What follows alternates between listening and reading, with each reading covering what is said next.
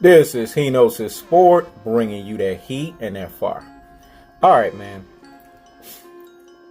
I'm going to do it in my little showbiz rendition. All right, man, look. Shout out to showbiz, man. All right, listen. Hear me and hear me well. In this video, I just want to say this, folks. Folks have to understand the economicals, or the economics and the financials. I said the wrong word.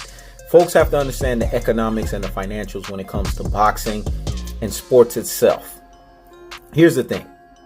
When people sit here and tell you, oh, the sport of boxing is dead, they don't know shit about boxing. I'm going to say it again. When they sit here and tell you that the sport of boxing is dead, they do not know shit about boxing.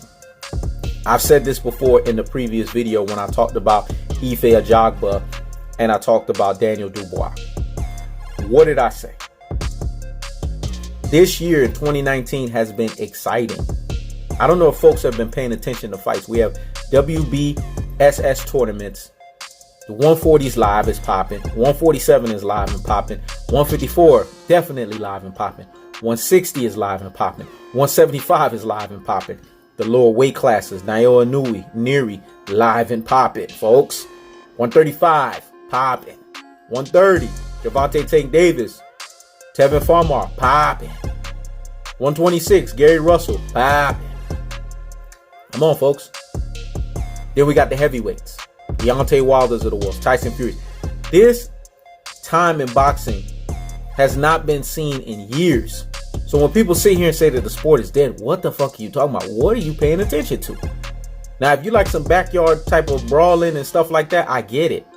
MMA is exciting from that standpoint because it's sheer and raw, multiple disciplines of fighting. I understand that.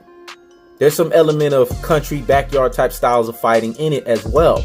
But there's also multiple disciplines of fighting like jiu-jitsu, capoeira, you know what I'm saying? Kickboxing, Muay Thai, you know what I'm saying? Karate,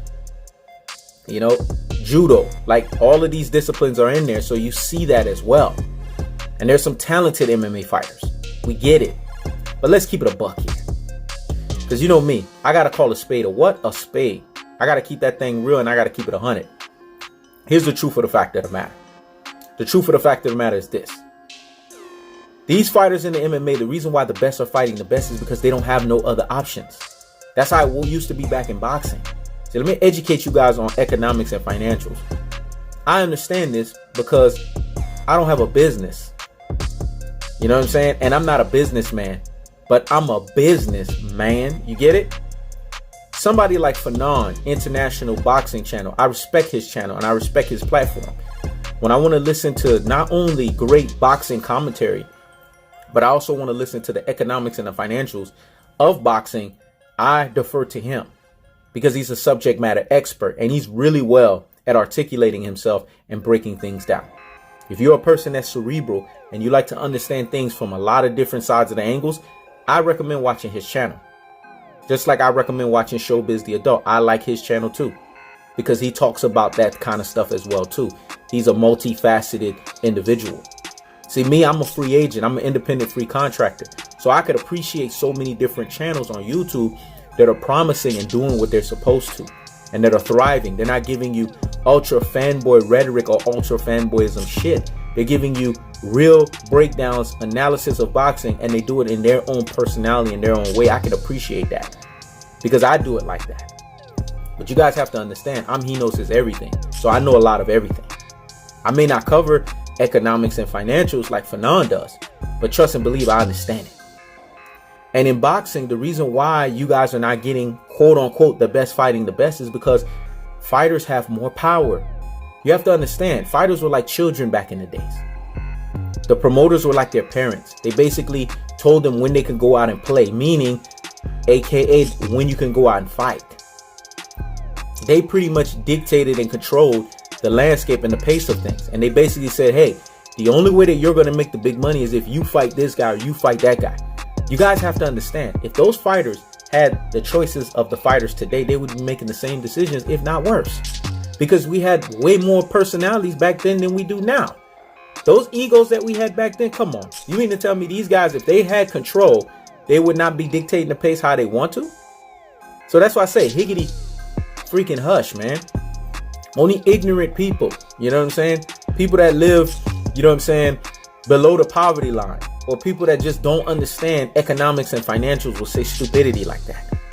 But people that sit here and actually go out there and work, right, and have reputable jobs, and people that go out there and make a hard-earned living, and they got to pay taxes. I'm talking about significantly high tax bracket, such as myself, and people that have to sit here and have businesses, such as myself. They understand what the bottom line is all about, and they understand how money is crucial.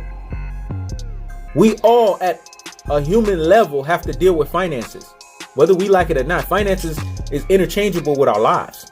It dictates us, and it damn near determines which outcome we are going to be, whether we're going to be rich, whether we're going to be middle class, or whether we're going to be poor.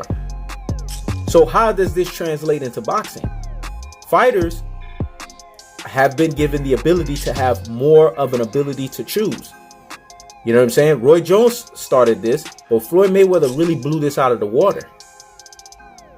And because of him, fighters now have more power. Al Haymans of the world, they've given fighters more power, more leeway. Because if it was the case, the Bob Arums in the world and all of these different types of promoters, I mean, you see how Eddie Hearn and Barry Hearn are talking. Basically, they're slave traders and they're still being slave traders. Listen to what they say about AJ Devo. He's 3 more years on the contract. He doesn't sign nothing. We sign everything. So that should tell you something, man. So MMA, let me break some news to you guys. We see this with Conor McGregor. When he touched $100 million in the Mayweather fight, wasn't he feeling himself?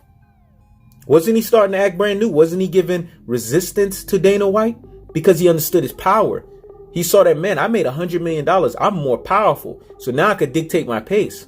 So all of this rhetoric about the best fighting the best, I'm sorry to break it to you guys, but once these MMA fighters start making way more money, because remember, it's supply and demand. This is business 101.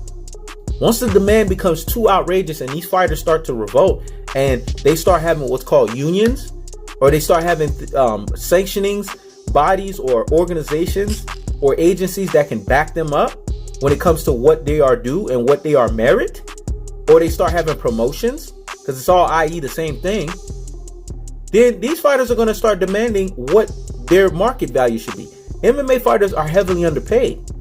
So of course Dana White and these guys can tell them, hey, you have to fight this guy and you have to fight that guy in order for them to really get what supposedly they're supposed to get paid, even though they're still getting pennies on the dollars. Now imagine when they actually start getting dollars on the dollars. They're going to act like these boxers, if not worse. So what are people not understanding here? So when people sit here and say, well, I like MMA because the best is fighting the best.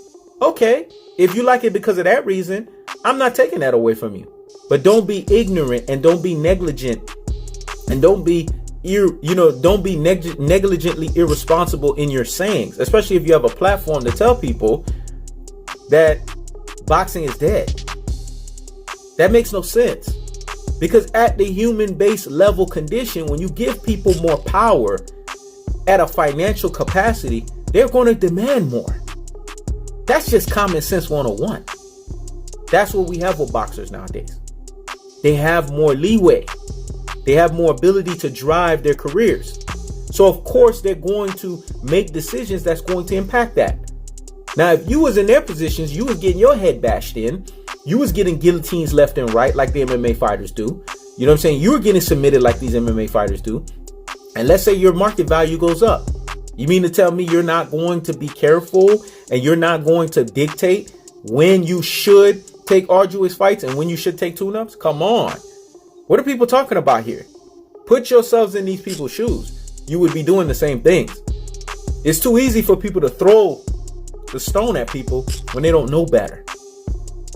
But remember, when I was a child, I spake as a child. I understood as a child and I thought as a child. But when I became a man, I put away childish things. We're grown-ups here, folks. We have responsibilities. And these fighters, whether they're male or female, they have to take care of their families. So if they're making pennies on the dollars and the landscape and the demand tells them that the best has to fight the best, they'll do that. But you trust and believe if the landscape changes, their mindset is going to change in how they dictate the pace. And you best believe a few years from now, this stuff you guys seeing with the MMA that you're enjoying, supposedly the best is fighting the best, that shit is going to stop. Remember, I was the first one to say that here. Hino's Sport, bringing you that what? That heat and that fire. I was the first one to say that and coin it and phrase it. And y'all remember to put respect on my name because I was the first one to say it. Like I'm the first one to say a lot of stuff. Because remember, and the Prediction King strikes again. So in Prediction King fashion, I'm telling you, when the MMA fighters market value goes up, this best fighting the best nonsense is going to stop. Because these fighters are going to pick and choose when they want to fight the opponents that they want to fight.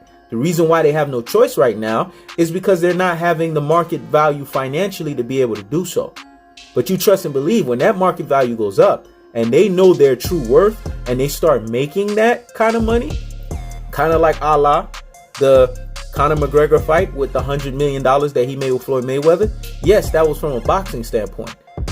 But eventually these MMA fighters are going to be making a lot more money. And when they do that, you guys are then going to say, oh man, the MMA is just like boxing. No, it's the human condition, folks, because we all as human beings would do the same fucking shit.